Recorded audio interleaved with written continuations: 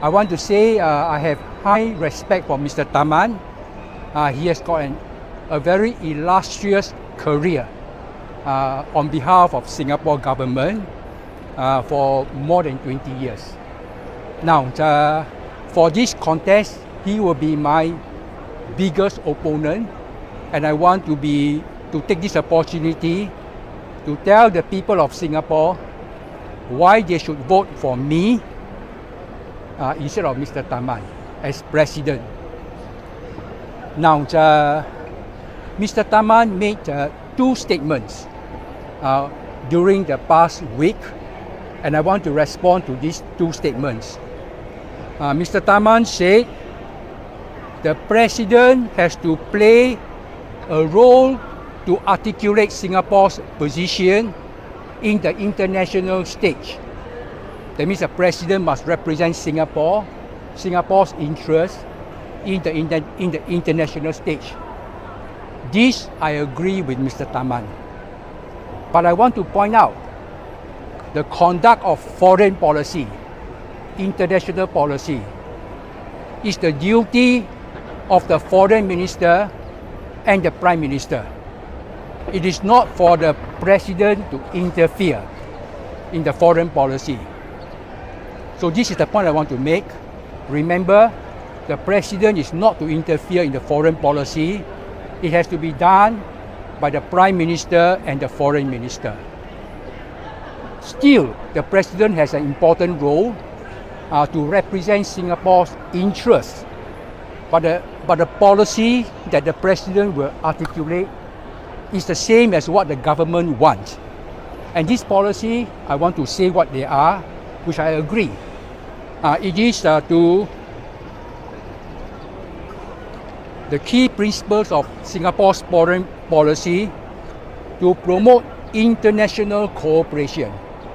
There's no question about that. International cooperation. Promote international trade. So Singapore needs to trade with other countries. To promote peace. We don't want war. We want to have peace. And to have friendly relations with our neighboring countries, with the major powers, the global powers that are in conflict. We want to have friendly relations with all the global powers and with other countries that are important to us. Now, this is the Singapore's interest, national interest, which I believe in, and which, if I'm the president, I will promote this. But I will not interfere with the government on the conduct of foreign policy. That's for the government. Now, Mr. Taman also said on the same matter, international stage, that he has got good contact and many years of experience in international stage. That I also agree.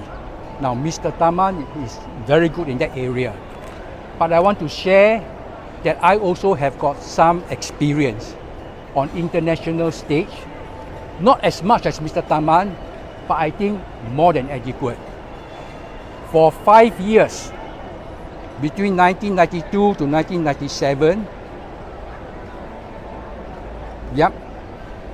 I was the chairman of an international federation comprising of big insurance companies around the world. They are the insurance companies operating under cooperative principles. Some of the members in that federation, from Japan, from America, from Europe, they are 10, 20 times the size of NTUC income.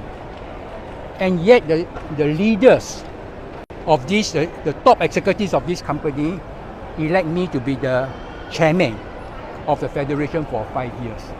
So I think my international exposure is also quite adequate.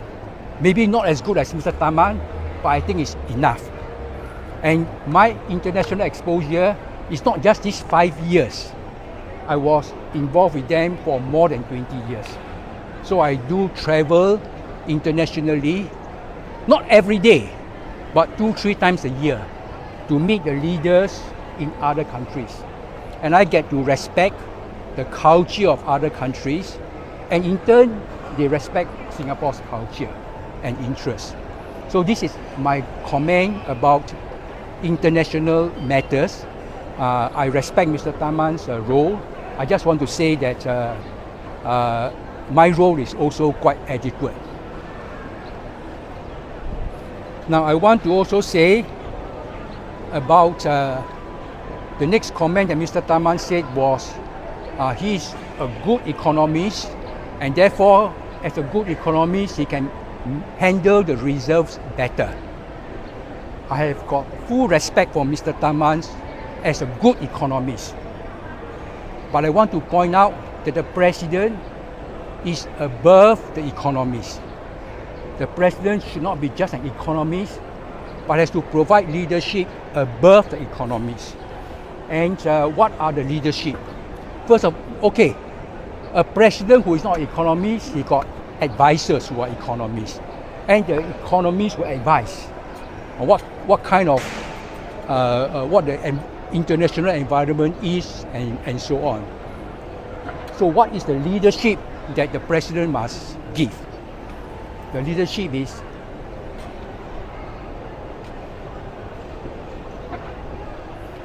do we have enough reserves to meet our future needs?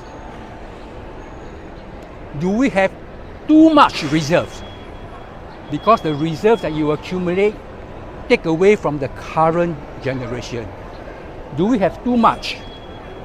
Do we have enough? Do we have too much? And also, do we need to increase tax and GST just to boost up the reserve? If we have too much, why burden the people with higher tax and higher GST? Of course, this is the role of the government, but the president must also tell the government on behalf of the people, if you increase GST, people are suffering hardship. So that's the role of the president. And I think this is more than just being an economist. It has to be the leadership, the national leadership. Can part of the reserve be used right now to lower the cost of living for the people? Because people are struggling with the cost of living. Can part of the reserve be used? Now these are the role of the president to speak on behalf of the people and discuss with the government. Of course, the government will make the final decision on current financial affairs. But the president should also discuss with the government. There's no need to keep on giving me more reserve. I don't need it. Let the money be used to help the people. That will be the role of the president. So these are the 2 points I want to give in answer to what Mr. Taman has said. And these were the 2 key points over the last week.